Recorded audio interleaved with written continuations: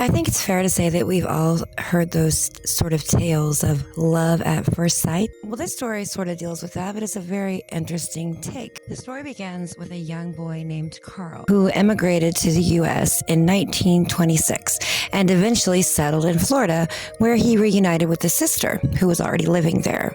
From that point, he went on to lead a fairly normal life, at least for a while. But one incident in his childhood always stood out and would undoubtedly leave a mark in his life forever. You see, Carl claimed that he was visited by an ancestor, a countess named Anna, who prophesied that he would meet his true love one day and she would be an exotic dark-haired woman. Years later, Carl had taken a job as a radiology tech at a U.S. Marine hospital in Key West, Florida, when a young woman named Maria Elena Milagro de Hoyos, a Cuban-American woman who was brought in for examination by her mother. When Carl laid eyes on the beautiful dark-haired Elena, he knew that she was the one he was meant to be with. Unfortunately, Elena was diagnosed with tuberculosis, and her prognosis was not good. Now, Carl was not a doctor, but was so smitten with Elena that he believed that he could cure her. And with her parents' permission, he began to treat her with a series of different concoctions. And he even set up an x-ray machine in the home to monitor her progress. He showered young Elena with gifts and even professed his love for her, though there is no evidence that she returned the feelings. His tireless efforts to save her did not save her in the end.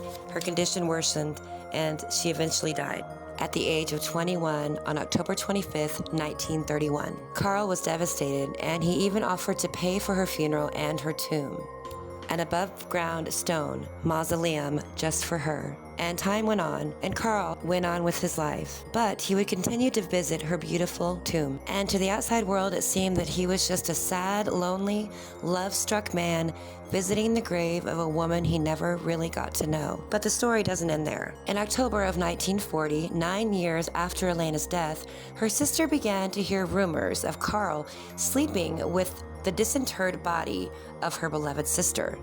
People claimed to have seen Carl dancing in front of an open window with her corpse. Authorities were notified of these bizarre claims, and they confronted Carl in his home. He was arrested and detained and underwent psychiatric examination after the truth was surfaced. In April of 1933, Carl had pulled the corpse of Elena from her grave, placed her in a toy wagon, and brought her into his home, where Carl would take care of her, working hard to preserve her body.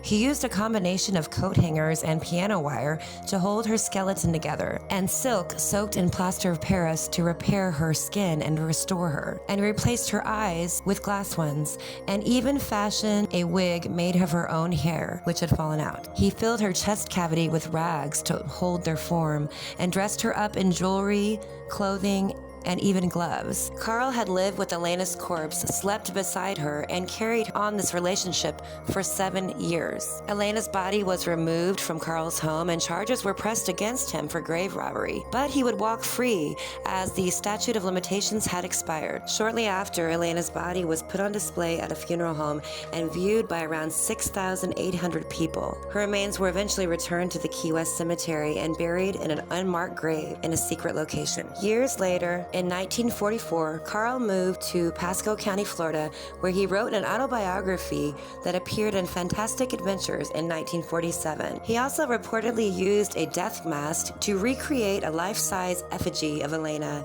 and he lived with that until his death at the age of 75 on July 3rd, 1952. Many stories were written about Carl and published in pulp magazines the time since. Quite a bizarre story indeed. Sort of a macabre type of love story. I hope you enjoyed it. Please like and follow for more, and have a great day.